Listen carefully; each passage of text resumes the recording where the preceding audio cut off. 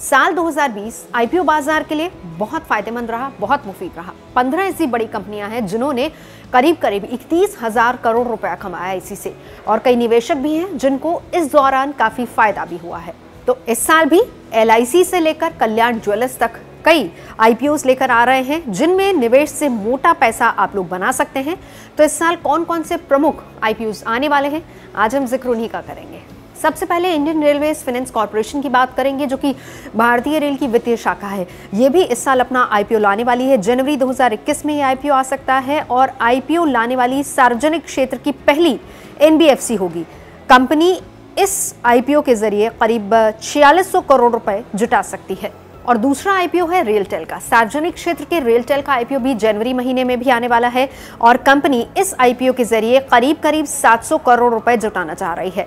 आपको यहाँ पर यह भी बता दें कि ये जो मिनी रत्न कंपनी है, ये रेलवे स्टेशन और रेल लाइन आदि के आसपास टेलीकॉम इंफ्रास्ट्रक्चर उपलब्ध करवाती है। और अब बात स्टड्स कंपनी की करेंगे। हम सभी जानते हैं कि हेलमेट बनाने वाली ये कंपनी है, ये भी इस साल अपना आईपीओ लाने वाली है और इससे कंपनी करीब 450 करोड़ रुपए जुटाने की उम्मीद में है।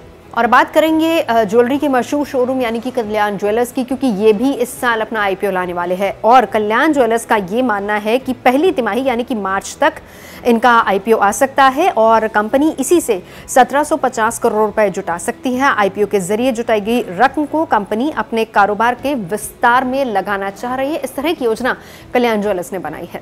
ESAF ये एक स्मॉल फाइनेंस बैंक है जो कि केरल से ताल्लुक रखता है और ये भी पहली तिमाही के दौरान अपना ईपीएफओ ला रहे हैं और इससे कंपनी 976 करोड़ रुपए जुटाने की उम्मीद में है और इसी के तहत बैंक 800 करोड़ रुपए के नए शेयर भी जारी करेगा। और अब बात भारतीय जीवन बीमा निगम यानी कि एलआईसी की। इनका भी आईपीओ बहुत ही जल्द आ सकता है। वैसे योजना पिछले साल ही थी इसको लाने की, लेकिन कोरोना की वजह से योजना काफ़ी टलती रही और इस बार उम्मीदें लगाई जा रही है कि पहली छमाही में लाया जा सकता है। सरकार ने इसके वैल्यूएशन के लिए फर्म की नियुक्ति भी कर दी है और ये भारतीय शेयर बाजार में सबसे बड़ा आईपीओ साबित हो सकता है। HDB फाइनेंशियल सर्विसेज ये निजी क्षेत्र की जो दिग्गज हाउसिंग लोन कंपनी है यानी कि HDFC बैंक, उसकी सब्सिडरी HDB फाइनेंशियल सर्विस है जिसका आईपीओ इस साल बाजार में आ सकता है। कंपनी इस आईपीओ से 9000 करोड़ रुपए जुटाने की उम्मीद कर रही है और इसके अलावा HDFC की करीब 95.53% हिस्सेदारी भी है। और अब फूड डिलीवरी स्टार्टअप यानी कि जोमेटो की बात करेंगे।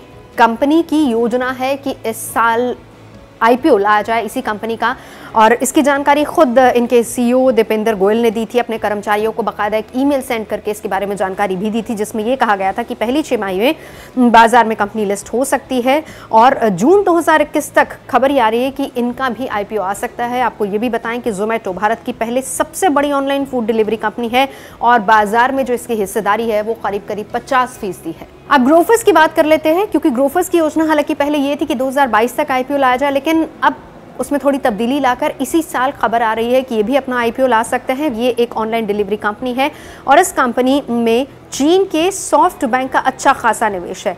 जैसे कि हमने बताया कि 2022 में पहले इनकी योजना थी, लेकिन अब ये खबर आ रही है कि 2021 में ही ये अपना आईपीओ ला सकते हैं। मुकाबला इनका किस किस से होगा? जियो मार्ट, बिग बास्केट से होगा। ऐसी बड़ी कंपनियां हैं जिनसे इनका मुकाबला काफी कड़ा हो सकता है। बारबेक्यू नेशन की बात करेंगे, क्योंकि बारबेक्यू नेशन की भी योजना यही थी कि पिछले साल ही आईपीओ लाया जाए, लेकिन कोरोना की वजह से अपनी योजना को काफी टालना पड़ा, नुकसान भी काफी हुआ है उनको। लेकिन अब खबर आ रही है कि इसी साल ये भी अपना आईपीओ ला सकते हैं और इससे 1200 करोड़ रुपए जुटाने की इनको भी उम्मीद है। और आखिर में बात लोढ़ा डेवलपर्स की कर लेंगे, क्योंकि पिछले 3 साल से ये भी योजना बना रहे हैं कि आईपीओ लाया जाए, लेकिन किसी न किसी कारणवश ऐसा नहीं हो पाया। लेकिन इस बार तैयारी पूरी है कि इस बार कम से कम आईपीओ लाया जाए, इसको अमली जामा पहनाया जाए और इससे कंपनी करीब 5500 करोड़ रुपए जुटाने की उम्मीद कर रही है। मुंबई में इनका मेन मुख्यालय है जहां पर पूरा कामकाज देखा जाता है।